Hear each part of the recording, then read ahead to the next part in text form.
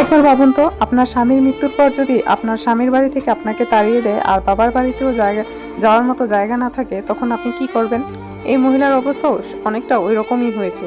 তার হাজবেন্ড মারা যায়, মারা যাওয়ার দিন তার শ্বশুরকে নিয়ে গ্রামের পঞ্চায়েতের লোকজন বসে বলছে যে ওনাকে আর ওনার বাচ্চাদেরকে থাকার জন্য একটু জায়গা লিখে দেন, তাদের থাকা খাওয়ার জন্য একটু ব্যবস্থা করে দেন। কিন্তু সেদিনই তার শ্বশুর পালিয়ে যায়, নিজের সন্তানের জানাজা পর্যন্ত থাকে না।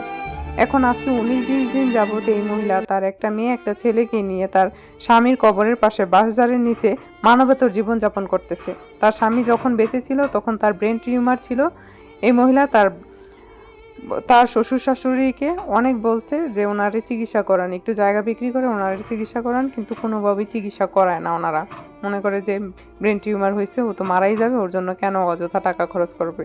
আর বাবা মারা আসলে সন্তানের প্রতি তেমন মায়া দয়াও নাই, আর সেজন্যই সন্তানের চিকিৎসাও করায় নাই, সেখানেও অবহেলা করছে। এখন সেই সন্তান মারা যাওয়ার পর তার বউ আর বাচ্চাদেরকেও বা আশ্রয় দেয় না, বাড়ি থেকে বের করে দিছে। এই যে মহিলাকে দেখতে পাচ্ছেন, এই মহিলা হচ্ছে মৃত সুজনের মা।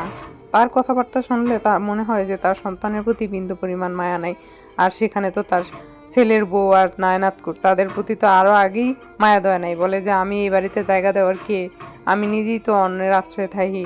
এই ধরনের মিথ্যা কথা বলে, এই ধরনের কথাবার্তা বলে। তো এখন এই মহিলা আসলে মানবতার জীবনযাপন করছে, বাচ্চা দুইটা নিয়ে অনেক কান্নাকাটি করতেছে, আর ওর বাড়িতে থাকতেছে, খাইতেছে।